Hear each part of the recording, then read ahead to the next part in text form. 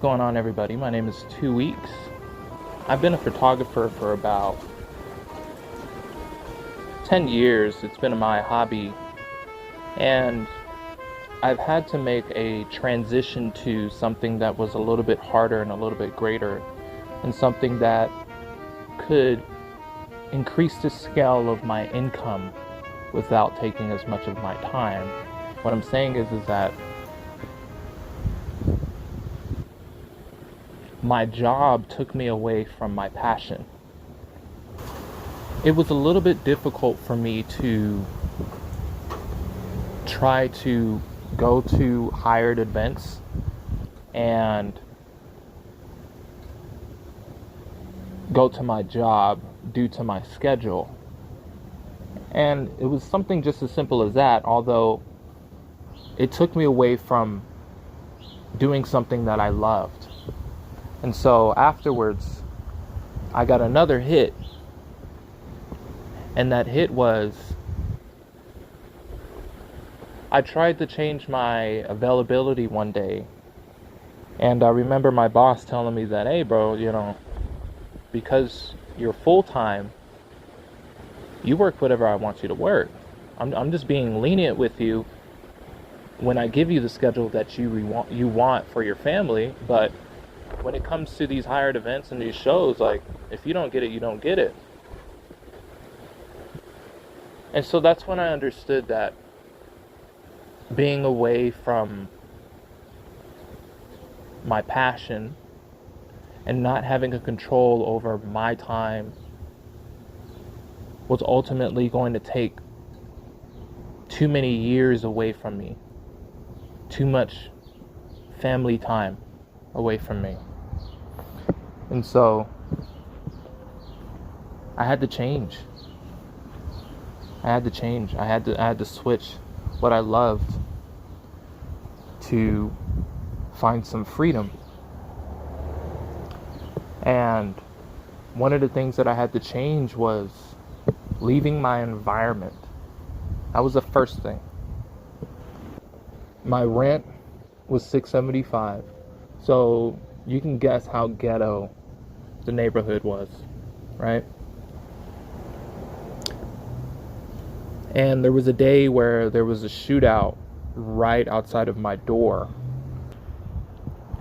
There were some guys that were, having some beef over a girl or something like that. And I looked outside of my window, and one of the guys in the shootouts was standing outside of my door with, I think it was an AR. It was an assault rifle. And at the time I had my son. Although he wasn't living with me, which was another reason why I had to change what I loved. And I didn't want him to come home to that. So I had to change. I had to change what I loved. There was another part of me that was addicted to alcohol. And I'm talking like Svedka next to the bed. I had to keep myself in check on that because it was ruining my relationships with the people that I loved, and it was ruining my relationship with myself. And so I gathered all of that, and that's when I understood I had to change where my environment takes me. I had to change where my environment brings my spirit. And then the second thing was, after I switched my passion, I had to endure. I had to go through a lot, and I still am. I'm still going through it. And the thing about going through it and enduring is that while you're enduring, both people you love and yourself will doubt you. And you have to go against that. And it's difficult because you're so surrounded by worldly ambition, and you're so surrounded by world that you forget to carry on the spirit, to carry on what truly calls to you and to pursue. There are days where you want to quit. There are days where you have these bad self-talks to yourself where you're just calling yourself stupid, you're calling yourself dumb, you're calling yourself too deep.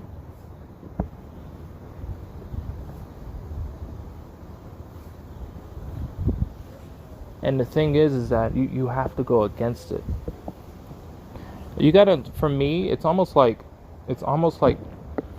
so we're all emotional creatures that rationalize. And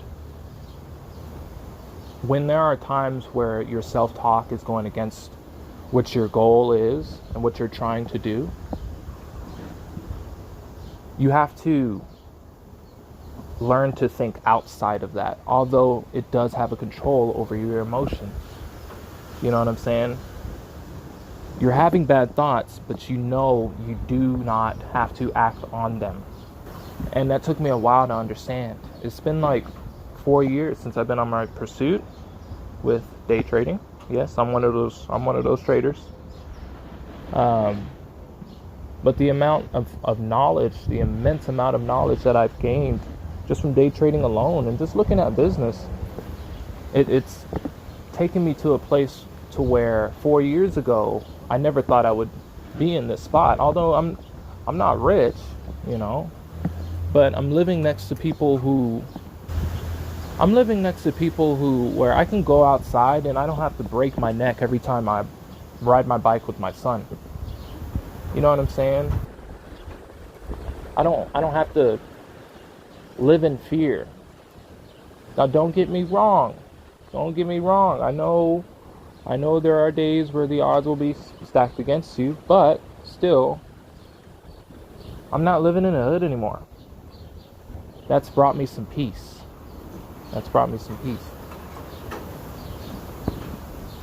And so, with that being said, when my self-talk is bad, I'd like to use my current existence and my current upgrading in life, my goals in life.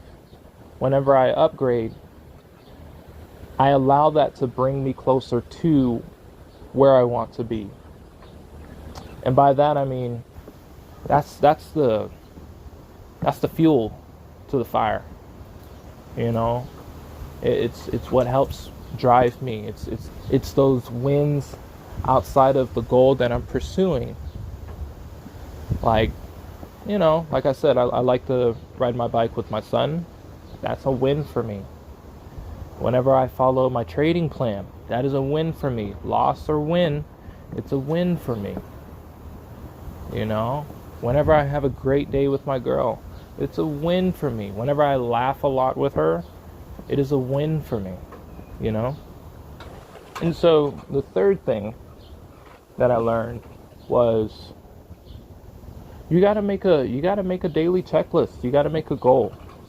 A daily goal checklist. So I've been off for a month. I haven't been at work for a month, and this is my last week. What I learned at the end of my vacation is that, damn, like I need to have like a daily checklist, a daily goal list. The reason being is because I don't like that my job is the only thing that brings me structure in my life. Like clocking in on their clock is the only thing that I wake up on time to do. And I may wake up on time for trading, but at the same time, it's just like throughout the whole day when I don't have much to do besides just chores and being with my kids and playing with my kids and whatnot, I need to have I need to have more within my daily checklist. I need to have just a daily checklist in general. You know what I mean? And I think that will help structure my life once I'm free, once I'm away from my job and I have my 40 hours back. You know what I'm saying? The fourth thing that I learned was when you lose, you gotta learn. Like,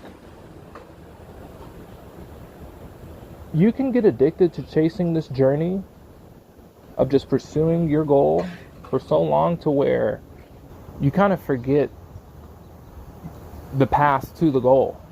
It dissolves, it dilutes. It's like when you don't keep track of that, when you don't keep track of yourself and you don't keep track of you pursuing the path, the steps that you need to get to, the steps that you need to achieve, when you don't pursue those steps and you just kind of branch off to this autopilot zone, just from tracking my losses and tracking how I lose and learning from how I lose, I've made a whole different type of perspective shift.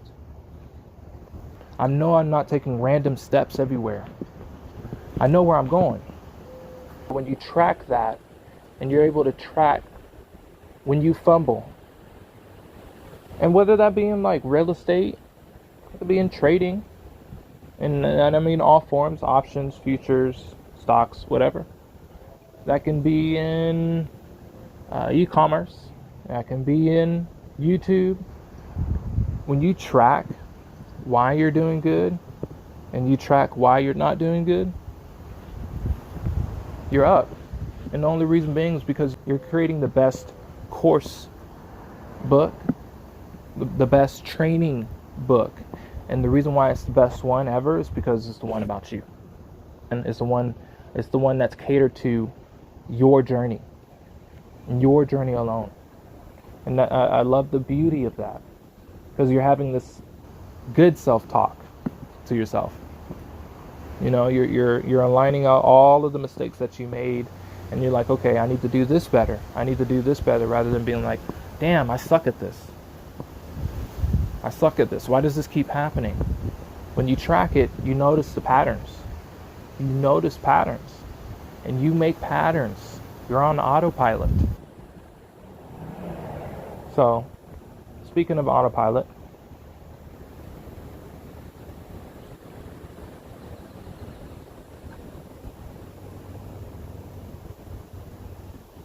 I want to be able to connect with you guys and have you guys understand my perspective. That way you can have a new understanding of what's going on in your life, and you can take off. It helps to remember to be conscious and be grateful. It helps to be grateful. Even for the smallest things, it just helps to be grateful. And one of the things that I like to do, the practice that I like to do, is I like to consciously breathe throughout times in my life where I notice the spirit flowing in, and I'm just grateful, and I'm just happy, and I'm just like, I'm happy that I'm with my kids, and I'm making dinner, and I'm doing the dishes.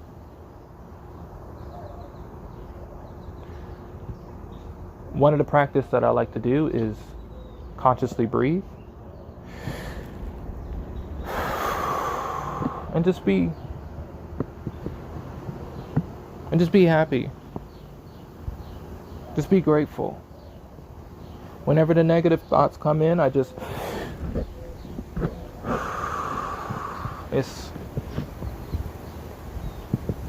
done.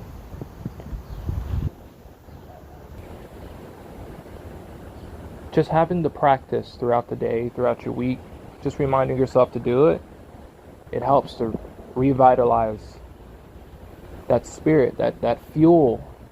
It helps. It helps. It just does. And I didn't think it would, but it does. It does. And I'll get deeper into the breath and helping you guys understand the breath. But for now, we're just going to skim the surface. And I'm going to have you guys, kind of have an understanding of who I am and where we can take each other. So, it's nice to talk to you guys. Thank you guys very much for watching. Please give me a like. Give me a subscribe if you happen to like this video. And let's see where we can take each other. Let's see.